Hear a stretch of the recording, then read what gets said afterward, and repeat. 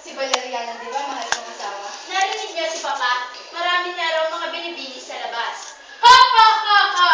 Hay nako, si Kuya Diego talaga. Magsitigil nga kayo para ko yung mga unggoy na nakawala sa kagubatan.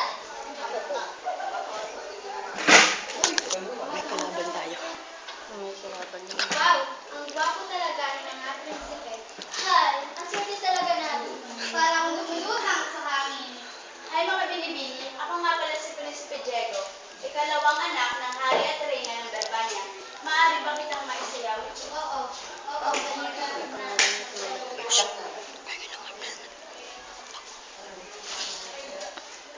Oh, Pedro, Juan, pumili na kayo ng inyong isasayaw na mga babae. Magandang gabi, binibini. Maaari ba kita isayaw? May liwanag.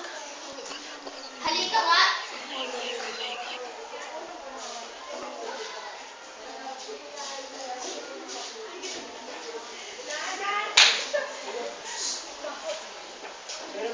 Gerard! Ang laking tawag mo. Nahihilo yata ako, mahal kong asawa. Pwede ba pumasok muna ako sa kwarto? Okay ka lang ba, Fernando? Mas mabuting samahan na kita sa kwarto. Hindi, kawawa ang mga bata. O sige. Ilang araw lang hindi lumalabas ang kwarto ang ating ama. Teka lang, ano kaya nangyari kay Papa? Wala akong pakialam sa... Ano bang kalukuhan to? Wala akong pakialam sa kay Papa at wala din akong pakialam sa handang ito.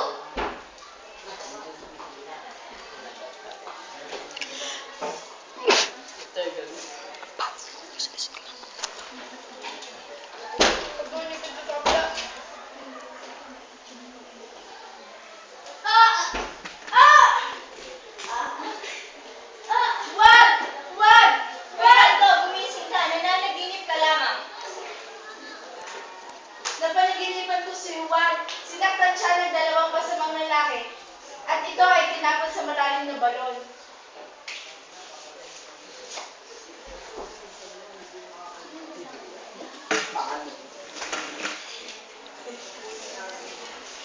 Mabuti naman at nakarating ka sa palasyo. Maaari mo bang tingnan ang aking asawa? May malubha siyang sakit. Oo naman. Maraming salamat.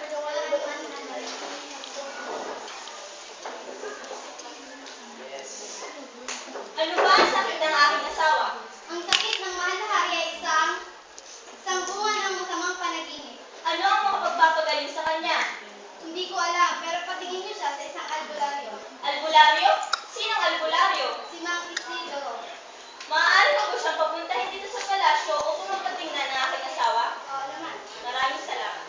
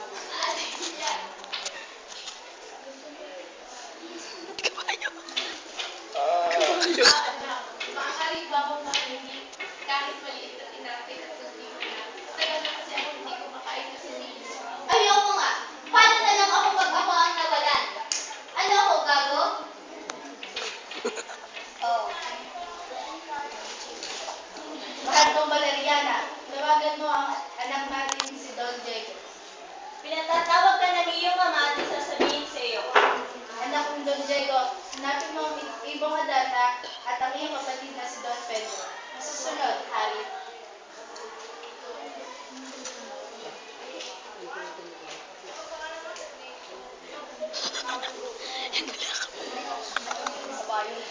Anak, pwede ba akong makahingi kahit maliit na tinapay at Ayoko nga, mabaho ka! Natawa ko. Magandang umaga, Ama. Ako lang po ang pupunta sa bundok Tagos upang hanapin at ang ibong Adarna. Hindi maaari. Ikaw na lang ang natitira sa aking mga anak. Sinusumpa ko po sa ngalan ng Diyos na may ligtas ang dalawang kapatid at makuha ang ibong Adarna. O sige, pinapayagan na kita. Ngunit ang mga natitirang tinapay ay hindi na ganoon kasarap sa mga baon ng kuya mo. At ang tubig ay hindi na rin ganoon katamis. At ang mga kabayo ay hindi na rin ganoon kalakas. Kakayanin ko po.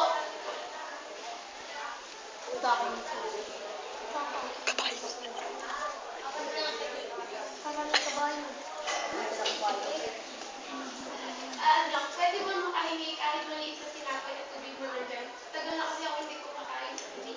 Ito po. Salamat talaga.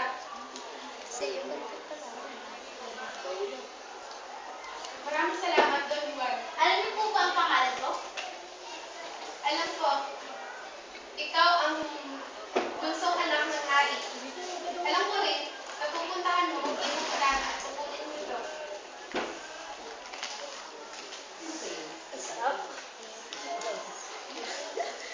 Ito ang pitong piraso ng daya at kutsilyo. Maraming salamat po. At ito ang gimplong sintas. Gagamitin mo upang mamit ang iyong anak. Maraming salamat po.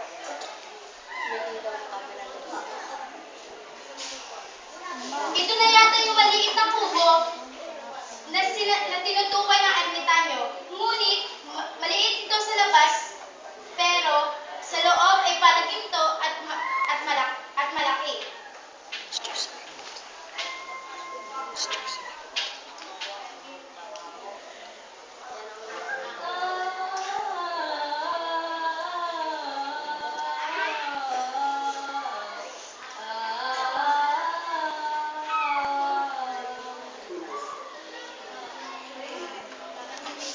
Ito na yata yung panahon ko para hulingin ang ibong Adarna. Gagamitin ko ang binigay ng ermitanyo upang mahuli ito.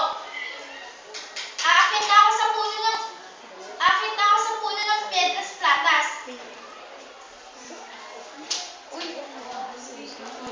Ito na pala ang aking mga kapatid. Naging bato. Kailangan kong kumuha ng tubig upang maging tao rin sila. Uy, tayo na. Ang layo.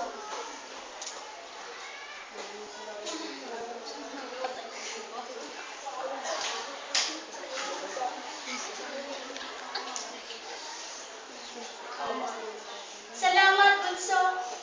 Indulo kita.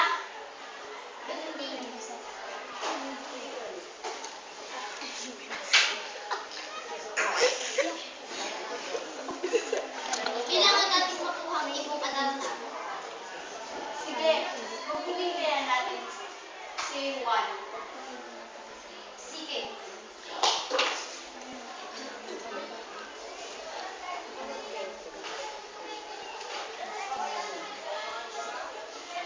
Ah! Ah! Ah! Tara, kuya. Papa, ito na po ang ibong Adarna.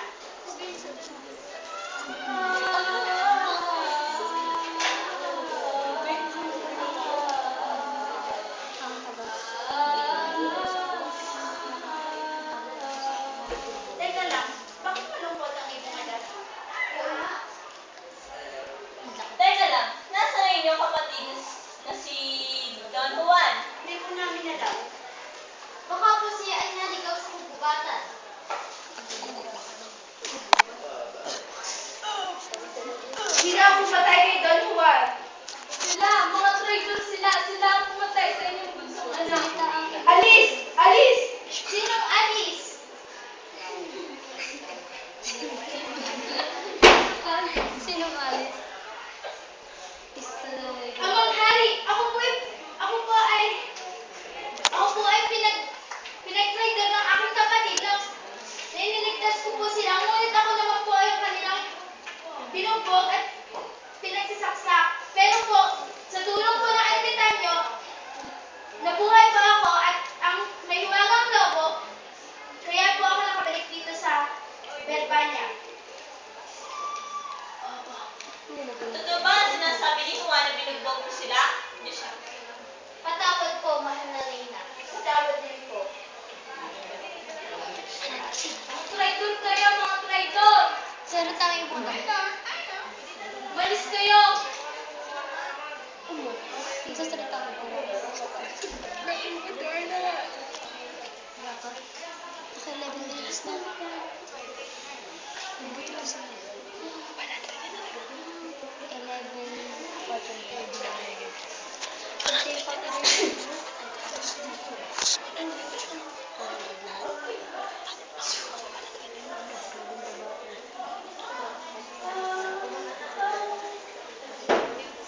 Wow, may malaking balon. Ano kaya ang nasa laman nito? Oo nga. Halika, Jason! Ha? Ikaw wala kayo makakay. Subalit napakadilim. Ikaw kaya? Di ka malakas naman ikaw? Ayoko. Duwag ka pala. Ako na nga.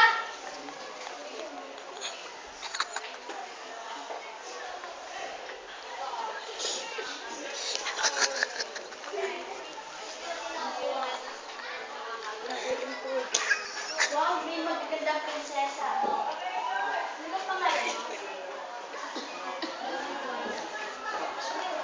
Ang lasan niya? Ma'am, sa Cut. Okay na yan. Ma'am 12, marapit na mag 13 minutes eh. Masyadong mahaba. Masyadong ma-people. Kasi kami mga full gas to, surpass. Full gas. Full gas. Lalo na agas. Full gas. Kiling ang puwit. Full gas si Jason. Kiling ang puwit. Kiling ang puwit. Pakinig